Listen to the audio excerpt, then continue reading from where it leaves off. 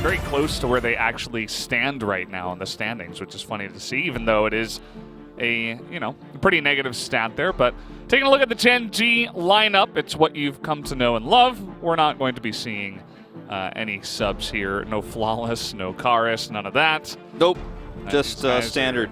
Yeah. Standard stock Gen G here. And T1! This is the big, exciting moment, the reveal, and we already saw T1 posted about it on social media, but Faker will be starting today over Closer, Cuz is in over Element Wonder, and Kana will be making his return. It's been 41, and T1 just continues to follow suit here, taking away the Callista, though, as well.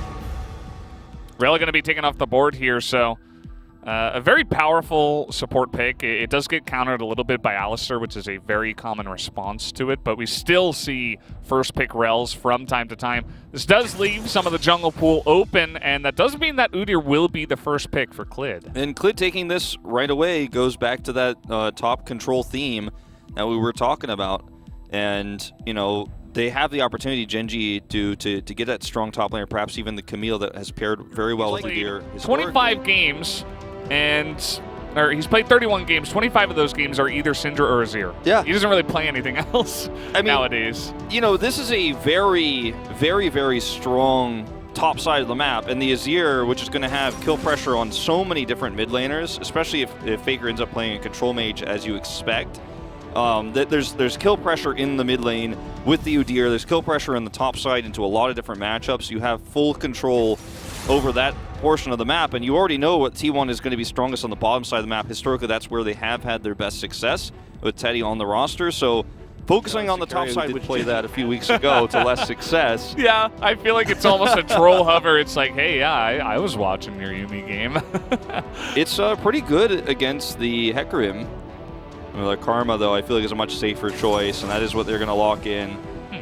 So a lot of potential extra healing coming through, depending on the build, and you'll be able to empower Azir in a lot of these team fights, because what Gen G lack is a strong front line, but you end up building Moonstone, or Moonstaff, I should say, and then Azir becomes so fast, becomes so potent in these fights. If he's taking a little bit of extra damage, he's going to be the one getting those heals. And then your damage is going to spike. Seraphine's getting a little bit overextended in the LEC yesterday, too, and just since we're talking about it. All right, here we go. The combo comes in onto Rascal. The Hextech Ultimatum just trying to survive, but he's not really in range. And, oh, that flash was just as desperate as it comes. Very nice conversion from T1 to get on up there. And Kana has been dominating this top lane and really shutting down Rascal. I mean, he really has. And this is, the Gragas into the Camille. I feel like it's such a good matchup at dealing with Camille, but he's not only just stable up here and not afraid of this Udyr Camille, but in fact is trading aggressively because Camille, when there isn't an Udyr nearby, there's no real kill pressure on you. And that Udyr has been on the bottom side of the map so much, you just commit the body slam here, the cask is easy, and Cuz is here just to guarantee. And next thing, buddy, you didn't get the smite down. Now Faker's stuck here. This is not a good situation. They're actually trying to turn it around here. Cuz is taking a lot of the aggro on the bottom side. Teddy and Keria both roaming up. And now you can see Clid is in a lot of trouble. Kana gonna pick up that kill. And even though they don't get the Rift Herald tier, T1 will at least pick up the one kill. At the same time, though, Ruler's getting free farm in the bottom lane. Yeah, Ruler's getting some free farm, but this is definitely, turning a bad situation into a decent one on the top side. And it was a really nice play from Cuz. Here we go again. Once again. Hextech Ultimatum is coming in. This time we have TP and Udyr coming in, but the damage is going to be enough. They take down Rascal already, and you can see Gen G just on the run. The Encore is going to hit BDD, and he is in a lot of trouble already. Kana doing so much damage. BDD over the wall. He's actually going to get bopped down here by Faker, who goes for the flash and picks up the kill. Lands another root onto Clid, and this is just massive for T1. They pick up 3 kills in the engage. This is not how this early game is supposed to look. This is not how this game was supposed to go, right? And T1 are just controlling the game around. Cuz is once again here. Hextech Ultimatum buys time. You see Clid rotates around. The teleport comes through first. Teddy gives some extra shielding because he's got another global. And then Ivar's Divide isn't going to save you here. Faker's here. He ends up being the one who closes BDD's life out, or forces him to flash over the wall at first, and then does secure the kill himself. But, this is a Seraphine that is out-rotating and out-valuing a very early Azir, and it's BDD. I suppose kind of caught out in an awkward timing here. And not really going to be able to challenge either of these objectives. But here comes the two-man Encore, and look at this synergy. The Hecarim over the wall, the Encore over the wall. And Cuz is just too fast. Nobody can catch up to him. And Faker's having an insane game as well on the Seraphine. Yeah, this is the kind of wombo combos we were talking about for team fights later. Is Rascal just going to die? What? Yeah, like this is what I was saying. I mean, you can't even enter the lane. This roster, hold that thought. Life's going to eat some damage. This roster for T1. Oh no. I think Ruler's just dead here. Nice flash. Nice flash, buddy. Like, that's not going to help you out too much. Not against a fed Hecarim and a fed Gragas. Push the envelope on side laning. See how many minions you can get. As this time, it's Faker who's out in the open. Yeah, he kind of got caught out here by himself in a 1v1 position, but he will have a lot of help from his teammates. With the stopwatch coming in, looks like Faker is in a bit of trouble, though. Kana trying to help out here, as Rascal is going to get booped down. But you can see the damage that BDD does do, even just on the 1.5 items. Kana is going to have to get out of here. Clid not going to be able to catch up, so we'll just end up well. It's Udyr Valdez, never underestimate.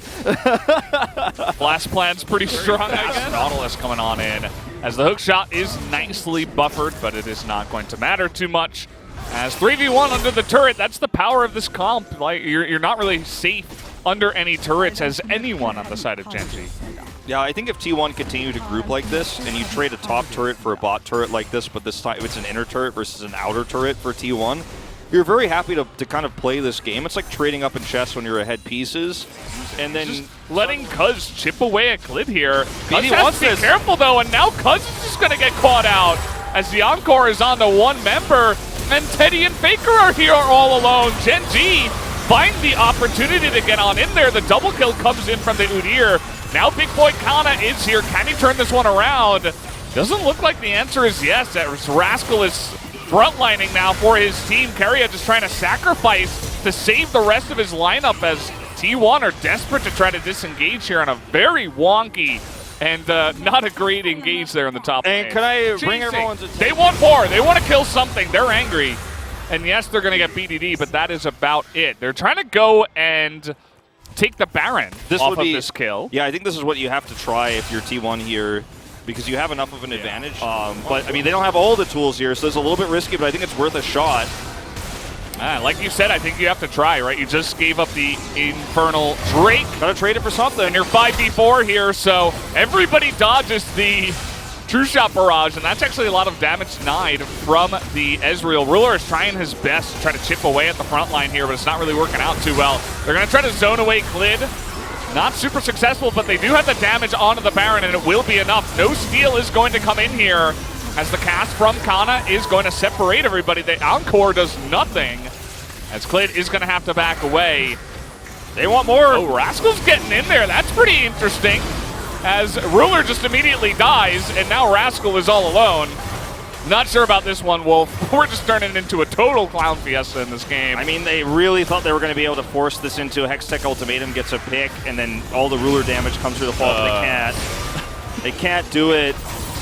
Oh, we're still going. Cuz is like so angry after his play up on the top side. And you know what? I suppose he's making up for it. And we're just not ending. This actually... We're just not ending. Yeah, this could end up being... well, this could be ending if beating around the mid lane there meant that they lose a little bit of time on inhibitors without gaining anything, and this next Infernal Drake lose a few seconds on the speed of which that's going to come up. Oh, boy. Oh, no. I think Rascal's just dead here. He is he's surprisingly tanky. It doesn't matter. As Kana is legendary. 8-0. On AP top Gragas. Give this guy the player of the game already, because he is rotated once those are cleared. I mean, how do you walk in here safely with all the lockdown, all the wombo, all the ultimates that come through the team want to shut you down when you group up? It's so difficult to engage. Clid's trying to bait it. Yeah, look at that. Oh, they're going to land the root here, and they actually catch two. Here we go. The Hecarim goes in, and down goes the Karma to start us off. Kana does take a lot of damage in the front line. BDD does his ultimate for about zero reason. Tries to put up a wall, potentially. As now Rascal up on the top side getting caught out. But here on the right, Keria is looking to engage. BDD desperately trying to 1v5, but is not going to be able to. They need to get onto Ruler, though, who is actually doing a lot of damage by himself, but now all alone, and the range of Teddy is just going to slap him down as... Kings coming through. They want to end this game right now. They're going to reset. They've got teleports, Kana and Faker. And I mean, look, we talk about all the Wombo potential, the Seraphine ult, the Encore that can come through with the Hecarim ult. It's actually a Senna that gets a double root that starts the fight off for T1. Like, that's not the one we're even talking about. That's not even supposed to happen. Against Udyr. Yeah. It's like, how did that happen? Yeah. Oh, man. This is great game for T1 to start us off. Yeah, people are going to look at the scoreline and they're going to see Kana and they're going to be like, how did that happen? Like, how is this possible? Well, the guy just had an incredible game, and T1 really showed up to play tonight. A fantastic showing in game number 1, going the way of T1 this time around. And Gen G are going to have to